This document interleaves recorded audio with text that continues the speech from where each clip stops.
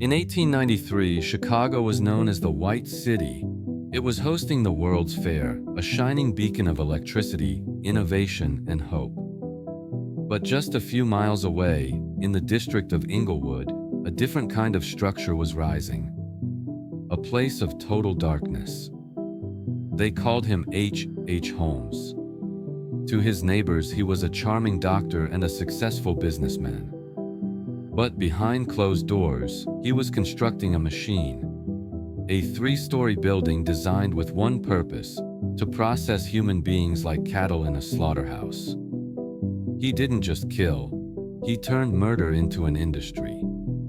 This is the terrifying true story of America's first serial killer and his murder castle. Monsters aren't born, they are made. Herman Webster Mudgett, born in 1861, was a small bullied child from New Hampshire, but he was also a genius. By the time he entered the University of Michigan Medical School in 1884, he had already shut off his humanity. While other students were learning to save lives, Holmes was learning how to profit from death. His side hustle? He would steal cadavers from the university lab, bodies meant for science, and disfigure them. He'd smash their faces or burn them just enough to make them unidentifiable. Why? To stage fake accidents. He would take out insurance policies on fictitious people, kill them using the stolen bodies, and collect the cash. He wasn't just a thief, he was practicing the art of the cover-up. By 1886, with the authorities closing in, he fled to Chicago and reinvented himself. Herman Mudgett was gone. H.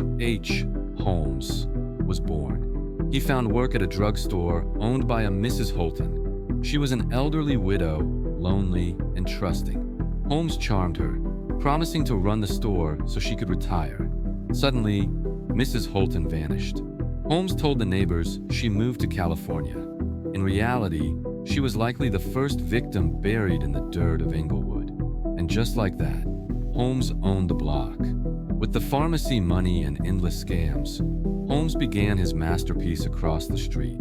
He called it a hotel, but it was a fortress. Building it required a level of paranoia that is hard to comprehend. Holmes knew that if one architect saw the whole plan, they would call the police. So he played a game. He hired a crew of bricklayers, let them work for 3 weeks, and then fired them all, refusing to pay a dime, claiming their work was terrible. Then he'd hire a carpenter crew, let them build a hallway, and fire them too. The result? Over 500 workers built that house, but not a single one knew why the hallways twisted at odd angles. Not one knew why a staircase led up to the ceiling and stopped.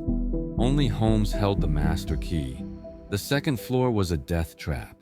There were rooms with gas jets hidden behind the walls, controlled by a valve in Holmes's bedroom. He could lock a guest in, turn a handle, and watch them drift into eternal sleep. There were doors that opened into brick walls to trap fleeing victims.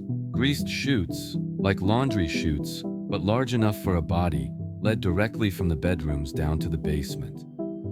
And the basement? That was his laboratory.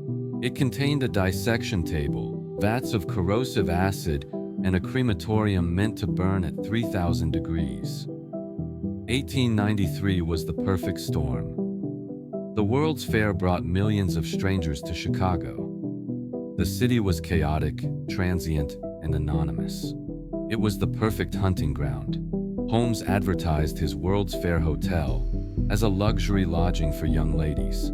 He looked for a specific type: young, beautiful, solitary, and wealthy. He was a master manipulator. He would court these women, get engaged to them, and convince them to sign over their deeds and bank accounts to him for their future together. Once the ink was dry, they became inventory. This is where it gets truly dark. Holmes was a capitalist of death. After killing his victims with gas, he would drop them to the basement. Using his medical training, he would strip the flesh, bleach the bones, and reassemble them into professional medical skeletons. He then sold these skeletons to medical schools for a high price. He scammed them for their life savings, killed them, and then sold their bones. Every part of the human being was profit to him. But all good things come to an end. After the fair, the economy crashed. Holmes abandoned the castle and went on the run. He got sloppy. He was eventually arrested in Boston, not for murder, but for stealing a horse. While in jail, he hatched his most desperate plan, yet with his longtime partner in crime, Benjamin Pitezel. The plan was a $10,000 life insurance fraud. Pitezel would fake his death, and Holmes would help the wife collect the money. But Holmes decided he didn't want to split the money. He didn't find a cadaver to fake Pitezel's death. He made Pitezel a cadaver.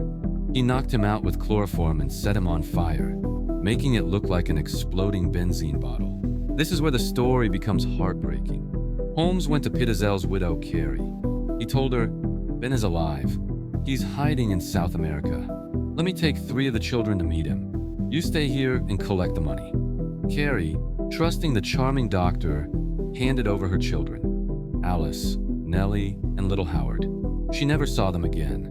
Enter Frank Geyer, a legendary detective from the Pinkerton Agency. The insurance company was suspicious, so they sent Geyer to find the truth. What Geyer found was a trail of tears. He followed Holmes' path across the Midwest. Holmes was moving the children from city to city, playing a sick game, keeping the children and their mother in the same cities, just blocks apart, but never letting them meet. Geyer tracked them to Toronto. In the cellar of a rented house, he noticed the dirt had been disturbed. He started digging. There, he found Alice and Nellie. They had been forced into a large trunk and gassed. But where was the little boy, Howard? Geyer tracked Holmes to a cottage in Indianapolis. In the chimney of a wood stove, he found teeth and bits of bone. Holmes had cut the boy up and burned him because he was too loud. This discovery broke the nation's heart. Holmes wasn't just a swindler anymore. He was a child killer. With the evidence of the children, police in Chicago finally tore the castle apart. What they found confirmed the legends: bloody clothes, operating tables, and mounds of human ash. At his trial in 1895, Holmes was a spectacle. He fired his lawyers.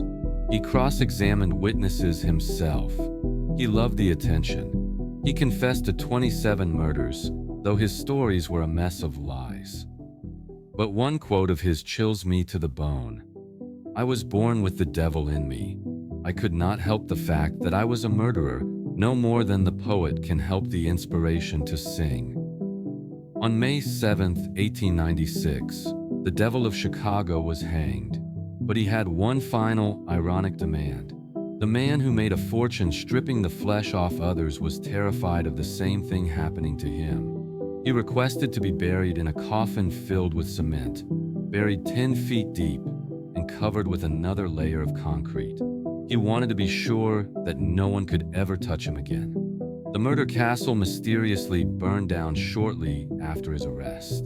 Today, a post office stands on that site in Inglewood. But they say, underneath the foundation, if you dig deep enough, the soil is still stained with the secrets of H.H. Holmes.